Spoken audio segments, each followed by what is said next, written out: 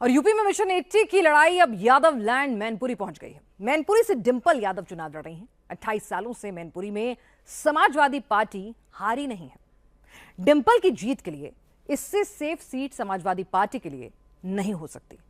लेकिन यह भी सच है कि बीते 10 सालों में बीजेपी का वोट शेयर मैनपुरी में लगातार बढ़ा है। डिंपल अभी तक 5 चुनाव लड़ चुकी हैं, जिसमें से 3 उपचुनाव हैं तो 2 मुख्य चुनाव। लेकिन 2 बार डिंपल को हार का सामना भी करना पड़ा है। और मैनपुरी में बीते 3 चुनाव से बीजेपी नंबर 2 की पार्टी रही है। सवाल ये कि क्या इस बार बीजेपी नंबर 1 की पार्टी बनकर डिंपल की राह में रोड़ा बनने वाली है?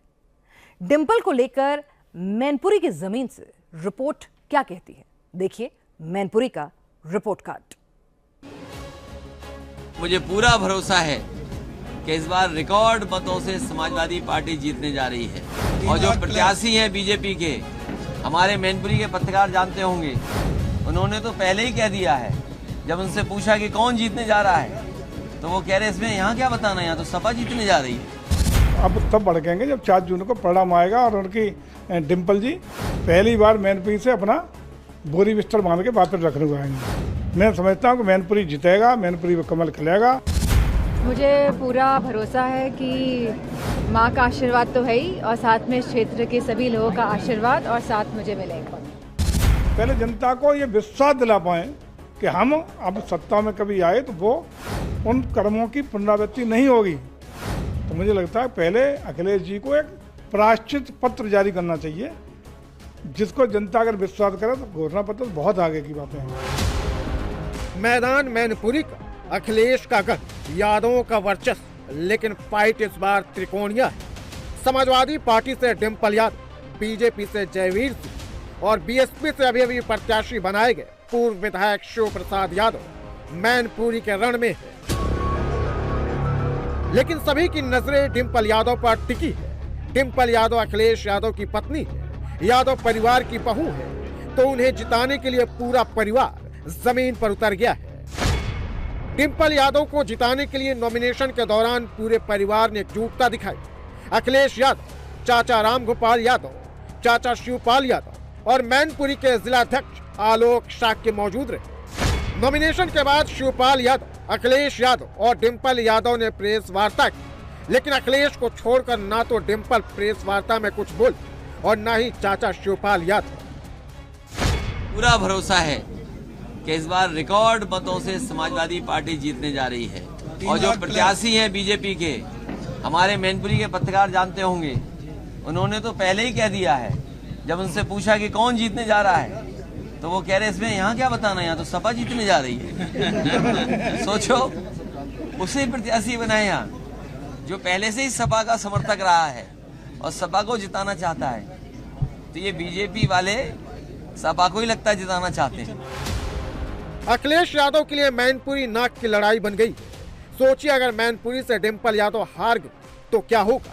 यादव परिवार का बहू होने के बाद भी डिंपल को कई बार हार का सामना करना पड़ा है।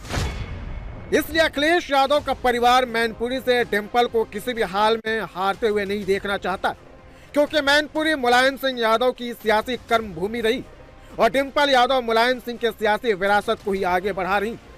नॉमिनेशन से पहले डिंपल पूजा अर्चना के बाद सीधे दिवंगत मुलायम सिंह यादव की समाधि पर जीत का आशीर्वाद लेने पहुंच गए। फिर कलेक्टर ऑफिस अपना नामांकन दाखिल करने पहुंची। मैं समझती हूँ कि चुनौती तो ये थी इस सरकार की कि वह जो व्यवस्थाएं हैं प्रदेश में उनको सही कर पाती। जो वहाँ महिला सुरक्षा की बात ले लीजिए, आज न जाने कितनी महिलाओं के साथ लगातार उत्पीड़न उत्तर प्रदेश में बढ़ा है। ये एनसीआरबी के आंकड़े बता रहे हैं कि लगभग 50% महिलाओं के साथ जघन्य अपराध बढ़े हैं। इसी के साथ आज महंगाई का मुद्दा भी एक बहुत बड़ा मुद्दा है। आज हमारी जो भर्ती लेके आए हैं, पहले तो नौकरियां नहीं दे रहे, फिर भर्ती निकाल के उनको कैंसिल कर रहे हैं। इसी के साथ जो हमारी फौज की भर्ती भी बहुत बड़ा मुद्दा है। तो बहुत मुद्दे हैं, अगर मुद्दे गिनाने जाएंगे तो शाम हो जाएगी। नारे अच्छे लेकर आते हैं, लेकिन जब काम का वक्त आता है, जब आपको दिखाना है कि जी सरकार ने ये किया है, तो कोई दावे जो इनके होते हैं सब खोखले निकलते हैं। मैनपुरी सीट पर समाजवादी पार्टी का कब्जा 1996 से है। 1996 में मुलायम सिंह यादव पहली बार मैनपुरी से चुनाव जीते थे और इसी के बाद से इस सीट पर समाजवादी पार्टी का कब्जा है। उम्मीदवार बदलते गए, लेकिन मैनपुरी के वोटर्स ने समाजवादी पार्टी को वोट देना नहीं छोड़ा और 2022 में मुलायम सिंह यादव के निधन के बाद ही इस सीट पर डिम्पल यादव उपचुनाव लड़ी और जीत। डिम्पल को संसद पहुंचाने के लिए अखिलेश यादव के पास मैनपुरी से ज्यादा सेफ सीट कहीं नहीं दिखी। बीजेपी सहित सारी विपक्षी पार्टियों का जो लड़ रही है उनकी जमानत जब्त होने जा रही है। बसपा ने भी एक यादव को टिकट दिया है, उसको 100-200 वोट धोखे से कोई मिल जाएगा, सो मिल जाएगा। धोखे से मिलेगा, धोखे से, जान के कोई नहीं दे सकता है। वो तो अब उसने एक नई पार्टी बना ली थी कल तक। मंत्री है उत्तर प्रदेश सरकार में और शहर से विधायक भी है, उनको उम्मीदवार बनाए, कहीं टक्कर देंगे? ऐसा है, ये मंत्री तब भी मंत्री थे जब डिम्पल अभी चुनाव लड़ी थी, तो इनके क्षेत्र में मंत्री 46,000 से हारा तक नहीं आ रहा था। लेकिन मैनपुरी में समाजवादी पार्टी के किले को ढहाने के लिए बीजेपी एड़ी चोटी का जोर लगा रही है। इस बार डिम्पल के सामने बीजेपी एक ऐसे शख्स को मैदान में उतारी है जो समाजवादी पार्टी के गढ़ में कमल खिला चुका है, जयवीर सिंह।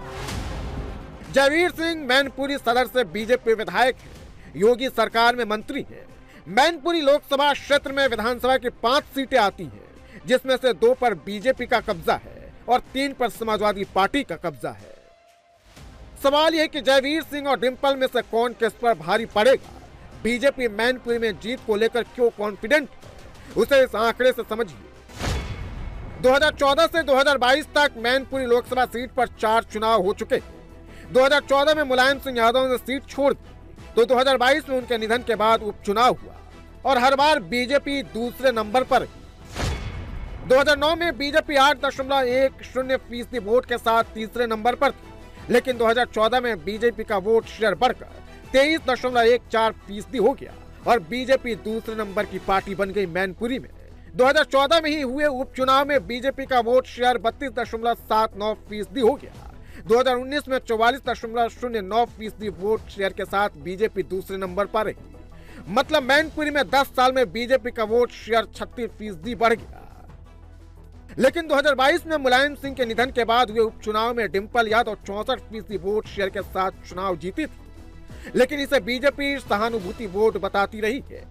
यादव लैंड में मुलायम सिंह के किले को बचाए रखने की जिम्मेदारी अब डिम्पल यादव के कंधे पर है।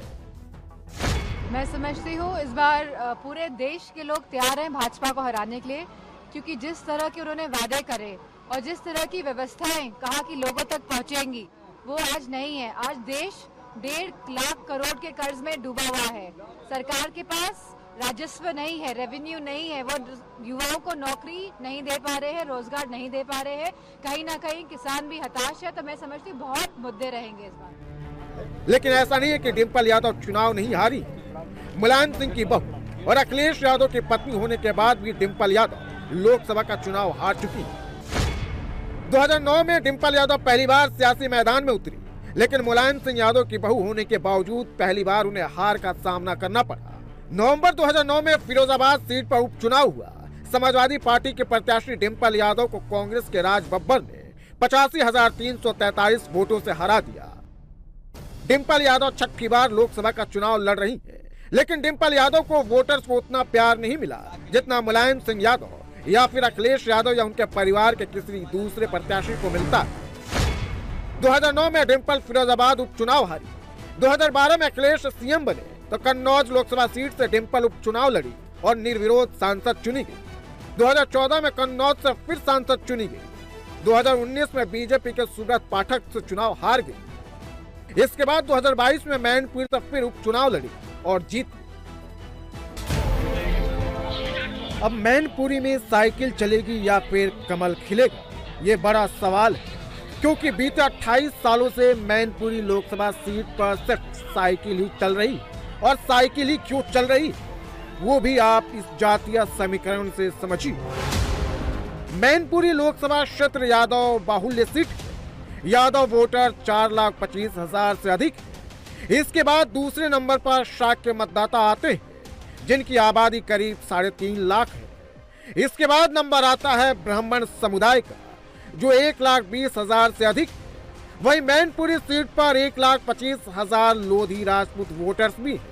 मुस्लिम मतदाताओं की आबादी भी करीब 50 से 60 हजार है। और यादव समाज समाजवादी पार्टी के कोर वोटर माने जाते हैं। यही कारण है कि समाजवादी पार्टी को बीते 28 सालों से मैनपुरी में कोई हरा नहीं पाया है। लेकिन यादव वोटर्स को तोड़ने के लिए अब बीजेपी भी यादव कार्ड चल दी है। मध्य प्रदेश के मुख्यमंत्री मोहन यादव से मैनपुरी में चुनाव प्रचार कराकर बीजेपी यह संदेश देने की कोशिश में है कि यादवों का विकास सिर्फ बीजेपी ही कर सकती है। सुनने में आ रहा है कि जो हमारे मुख्यमंत्री जी आए थे दूसरे प्रदेश के, वो मैनपुरी का विकास देखने आए थे और वो विकास देख के गए हैं।